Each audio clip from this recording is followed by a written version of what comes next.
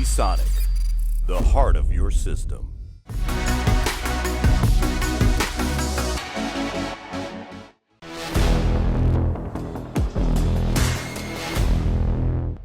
What is up, guys? This is Luke Hill for Kit Guru, and this is the brand new Ryzen 9 3950X, AMD's 16-core mainstream monster. So a little refresher on the details: you get 16 Zen 2 cores. They're split as 2 CCDs built on the 7nm TSMC process. Each of the CCDs is made up of 2 4-core CCXs, and these are full-fat 4-core CCXs to create the full 16 cores. And the CCXs obviously contain the 4 cores and the level 3 cache. Speaking of cache, the total quantity available to the 3950X is 72 megabytes, and that's up obviously from the 3900X. So the 3900X is a 2 CCD design, just like the 3950X, but the level 3 cache is the same because that's based on the number of CCDs in this case. The level 2 cache is increased because you get more cores with the 16-core version versus the 12-core version. So that's where that extra cache boost comes from. So AMD sticks with the 105 watt TDP for the 3950X, and that's so that they'll play nicely in older AM4 motherboards that are spec'd for 95 or 105 watt parts. So you could put this in a lowly B350 board from 2017, and BIOS update provided, it will probably work fine. That's quite impressive. And obviously just a bit of housekeeping, so I mean this is a Ryzen 3000 part based on Zen 2, so you still get PCIe Gen 4, you still get the same DDR4, almost said DDR3, DDR4 memory support, dual channel memory controller, everything else is the same with all the other Ryzen 3000 Zen 2 parts that we've seen. You just get more cores with this one. So interestingly, versus the 3900X, the base frequency for the 16-core part is actually reduced by 300 MHz down to 3.5 GHz. With that said, the maximum boost frequency is actually 100 MHz higher than the 3900X 12-core, so this one will peak at 4.7 GHz.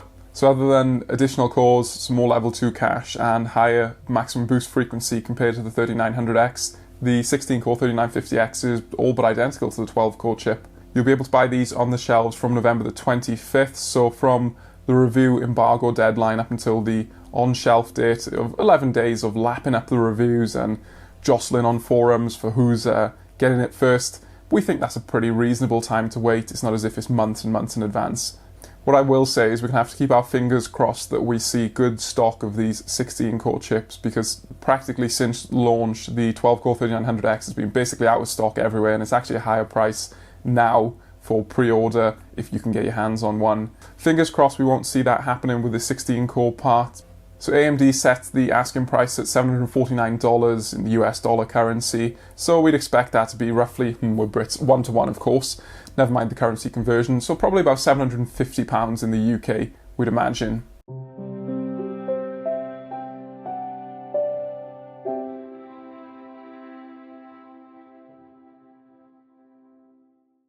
Now at £750, that's a 50% price premium versus the 12-core 3900X for 33% more cores.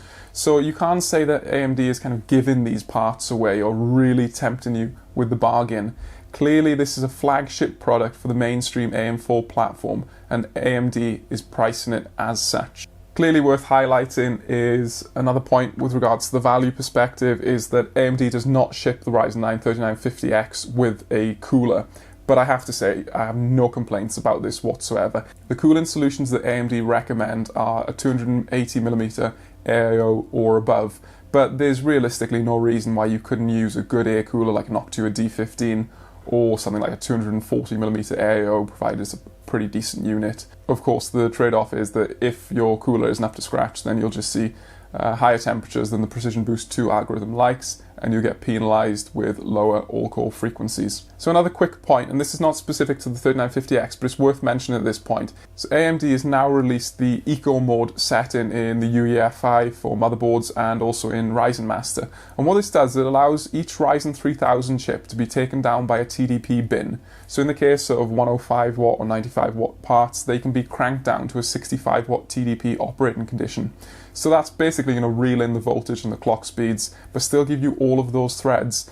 Now I can hear the joys and the screams of yes and the chants from Plex enthusiasts, home server nuts, those guys with Unraid servers, and that's pretty cool to see. So a 16-core part that can possibly run at 65 watt TDP, that's pretty nifty. Anyway, that's enough on the details. Let's jump into the testing. Our test system consists of the Gigabyte X570 Aorus master motherboard with the latest F10A BIOS and a G7 version 1.0.0.4 that is required for 3950X usage. For memory, we're using 3200 MHz G.Skill FlareX C14 16GB kit, and this is Samsung B-Die DDR4. Power comes from the absolute beast of a power supply, so the Panasonic Prime Titanium 1000 watt power supply, which gives us a lot of clean power, and dual 8-pin connectors. When it comes to pixel push-in power, we're using the beastly Gigabyte Aorus RTX 2080 Ti Extreme, and this is an absolute overkill graphics card for the enthusiast gamers.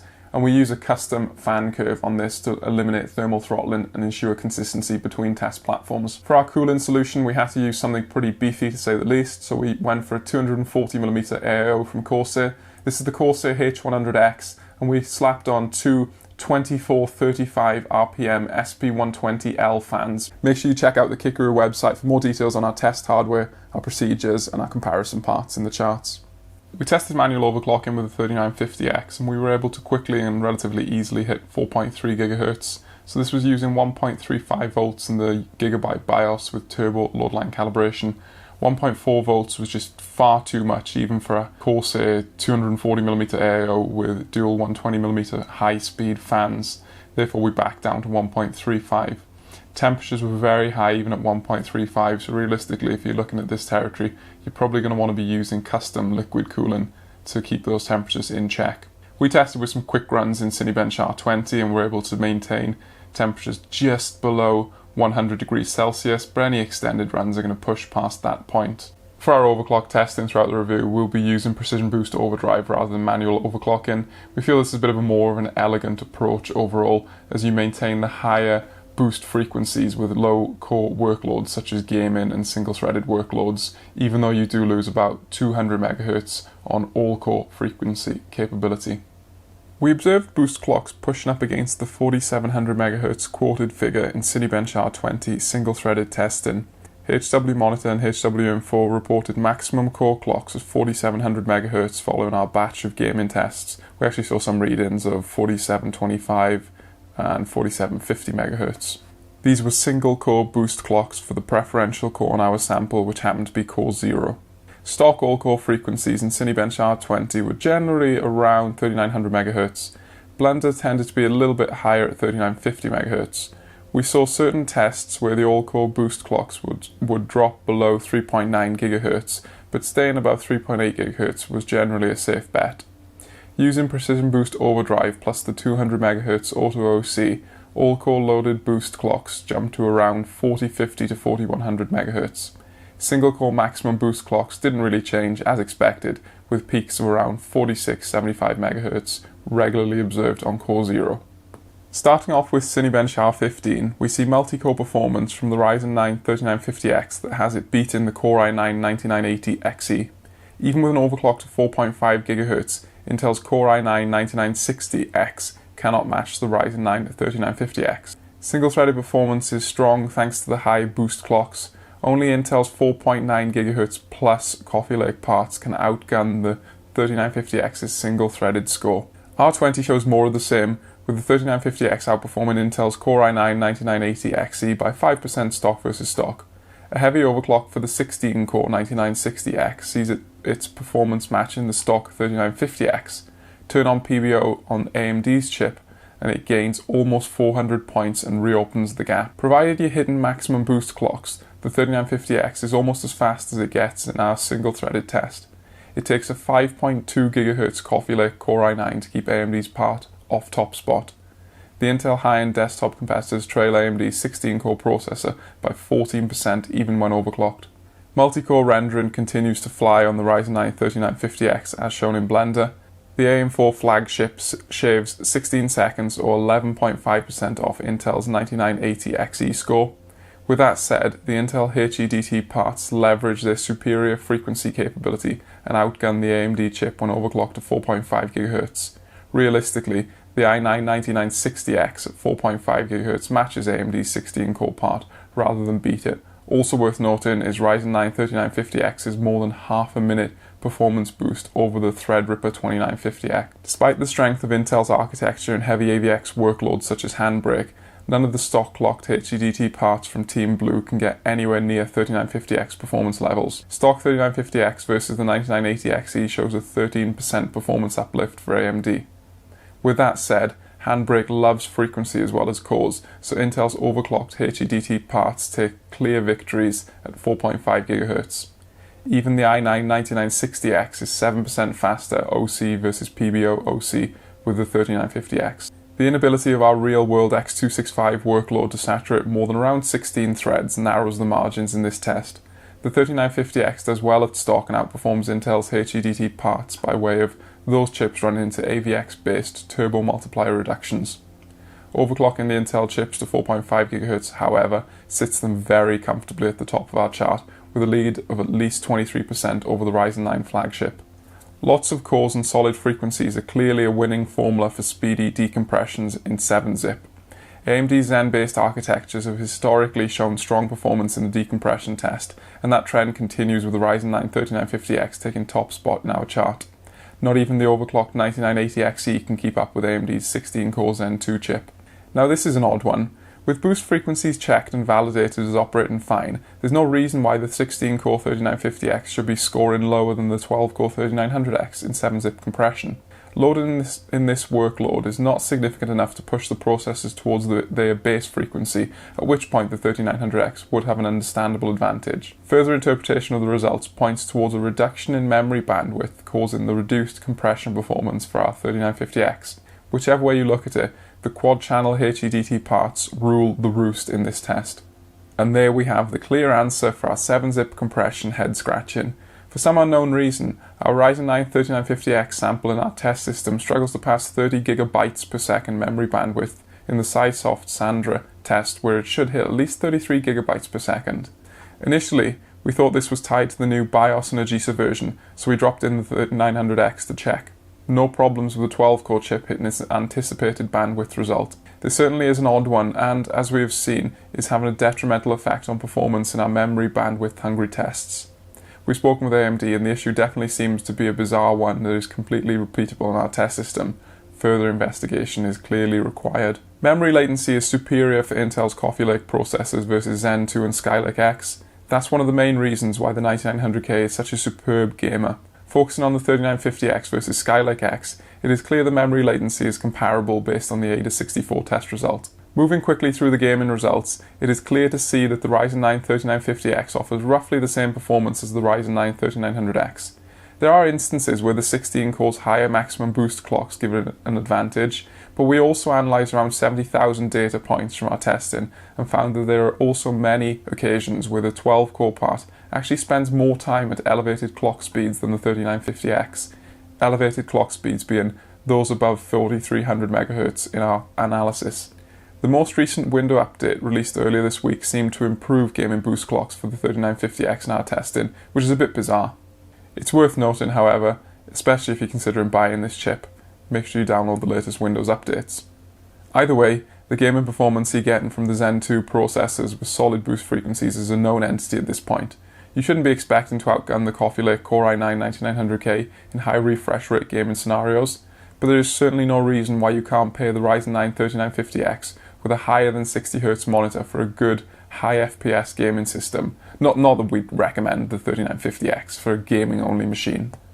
Of more relevance, given the highly impressive computational and productivity performance we've already observed, is how the Ryzen 9 3950X performs versus Intel's HEDT chips in games. Strong boost frequencies and Intel's use of the mesh architecture on its HEDT competitors give AMD's 16-core part more victories than defeats versus stock-clocked Skylake X competitors. That may be important to buyers who value gaming performance from their one-size-fits-all PC build. At this stage, we already know that AMD's Zen 2 architecture and the use of TSMC's 7nm process technology translate into superb energy efficiency for Ryzen 3000. The Ryzen 9 3950X continues that trend. As some quick points of comparison, Intel's 16-core i9 9960X demands over 100 watts more power at stock, the Core i9-9900K is 35 watts hungrier, and the Threadripper 2950X guzzles almost 60 watts extra. None of those processors outperform the 3950X in the associated Cinebench R20 test. Impressively, the 16-core 3950X actually drew less power in Cinebench than its 12-core 3900X brother. We were surprised by that point, but significant retesting confirmed the findings with our test system. The 3900X takes 100% of the 142 watt PPT power available to it. The 3950X, however, tends to hover around 90 to 95% of the maximum value, hence the wall power draw reduction of around 10 watts. Clearly, clock frequency is the trade-off for the 3950X being able to reduce its power consumption versus the 3900X. Nevertheless, you still get the full set of 16 cores chomping through rendering tasks quickly and efficiently. Let me re-emphasize that word efficiently. We had to rescale our chart to fit in the Ryzen 9 3950X's Cinebench performance per watt data. The ability of AMD Zen 2 architecture to scale efficiently across increasing core counts is remarkable. 3950X temperatures were fine with our 240mm AIO and high-speed 2435 RPM fans. AMD's recommendation of a 280mm liquid cooler looks pretty reasonable. Despite the power efficiency of Zen 2, extracting that heat from the miniature 7nm built chiplets and relatively small heat spreader is not as straightforward as simply reading the power figures would make it seem. Nevertheless, sub 80 degrees C on a high performance 240mm AIO is perfectly reasonable for such a high-end 16-core part. It also gives some additional headroom for manual overclocking attempts if you feel the need.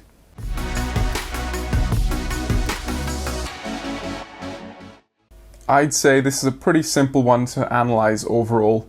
AMD has delivered a 16-core monster that fits into the cost-effective mainstream AM4 platform to give you HEDT level performance without HEDT level pricing, and that's pretty impressive for the users that do need that.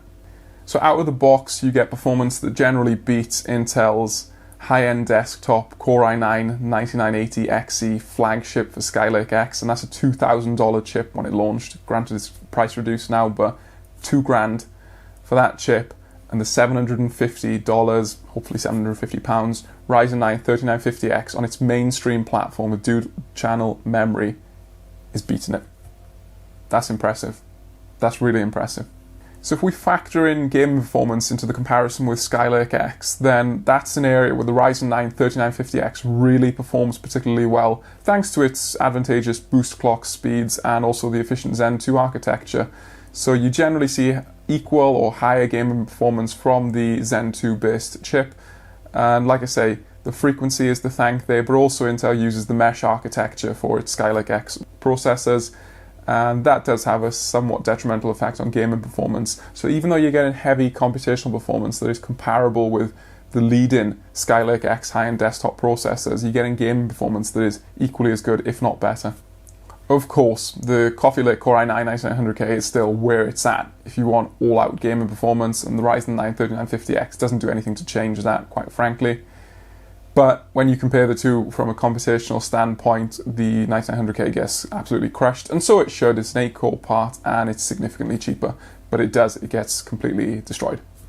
I'd say the power efficiency is so good with this process that it makes a complete mockery of AMD's previous generation Threadripper lineup and Intel's current generation Skylake X and Coffee Lake processors. The 7nm process technology really is just an ultimate winner for AMD. If this was a boxing match and TSMC 7nm technology was going up against the alternatives we see from the other high-end desktop parts of yesteryear, the referee would have called it off by now. It's just not even a fair fight. AMD is clearly winning with Zen 2 and Ryzen 3000 by an absolutely huge margin. Now, if we continue the comparison with Intel's high-end desktop Skylake X processors, it wouldn't be fair to ignore the fact that they have a very significant frequency advantage when it comes to overclocking, thanks to Intel's really well-refined 14nm process technology. So when you push the 9980XE and the 9960X, or the 18-core and the 16-core parts to 4.5 GHz, they do give the Ryzen 9 3950X a significantly harder battle than what we saw at stock frequencies without the AVX clock speed reductions and the shackles from that taken completely away thanks to the all-core overclock. With that said, you'll generally need the frequency advantage of 4.5 GHz all-core 2 extra cores and quad channel memory on the 9980XE, which is a $2,000 chip, soon to be a roughly £1,000 chip, to beat out the 3950X. The 16 core is competitive, but AMD gives it a very good fight and generally wins in certain workloads that don't need that memory bandwidth. So you're going to have to go to the flagship on high-end desktop if you want to beat out AMD's flagship mainstream part. And it's worth noting that Cascade Lake X won't have a 16 core part, hence why we keep comparing this to the Skylake X 9960X, because the price adjustments will probably make these two quite competitive. So can you remember when the advice for users who do content creation such as video rendering, 3D animation, CAD simulation, all these quite demanding, heavily multi-threaded tasks, the advice to them was always buy high-end desktop. You can get really high performance from your multi-core chip by day, and then you get decent gaming performance by night. The Ryzen 9 3950X single-handedly, in our opinion, changes that equation completely. Now the advice for those type of users who want to work by day and play games by night should be buy the 3950X. It really is that simple. You get superb computational performance from the 16 Zen 2 cores and the copious amounts of cache, and then you get really good gaming performance from the efficient Zen 2 architecture and the advantageous clock speeds. Of course, the other major benefit for the Ryzen 9 3950X is the fact that it slots into the AM4 platform. So we've mentioned this a bunch of times through the review, but we need to make it clear the AM4 platform is a really, really solid platform. It's clearly got superb longevity, and AMD has promised some more time for AM4. The updates are relatively frequent, albeit somewhat unstable sometimes, but that's one of the caveats. But also you've got a multitude of processors to choose from. So the fact of the matter was that back in early 2017, if you bought a 6-core Ryzen 5, for example, you can now use that same motherboard, BIOS dependent, motherboard dependent, but you can use that same motherboard to go from a 6-core Ryzen 5 up to a 16-core Zen 2 based processor that is batting against $2,000 parts from Intel's high-end desktop lineup and previous £900 parts from AMD's Ryzen Threadripper lineup. That is mightily impressive. It's hard to downplay how impressive that really, really is. The willingness of AMD to push the AM4 platform forward is, well, I think it's good for us all, quite frankly. And if you spend the money on X570, which isn't cheap when it comes to the AM4 platform, but the fact of the matter is the X570 chipset is, bar none, it's the most feature-heavy chipset on the market right now. You get PCIe Gen 4 capability, you get plenty of high-speed storage interfaces. It's a really good ecosystem, especially when you combine it with a Ryzen 3000 processor. So AMD clearly has a win there for the AM4 platform overall. It's quite clear to see the value perspective of the 16-core Ryzen 9 3950X. You get basically high-end desktop performance without the cumbersome high-end desktop cost from quad-channel memory and generally more expensive motherboards. With that said, the 3950X is by no means a bargain.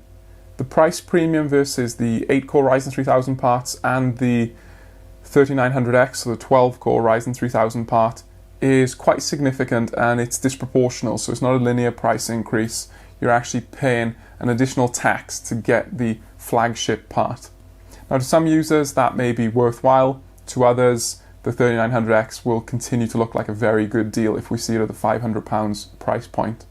Overall, like we've already said, Ryzen 9 3950X is a really smart chip. Yes, if you want all-out gaming performance and do nothing other than play games at high refresh rates, then you should still go for the Coffee Lake Core i9 9900K. Or if you just play games and you're not too concerned about those top 1% of frame rates, then Ryzen 5 3000 series, so the 3600, and Ryzen 7 3700X are both really smart choices still.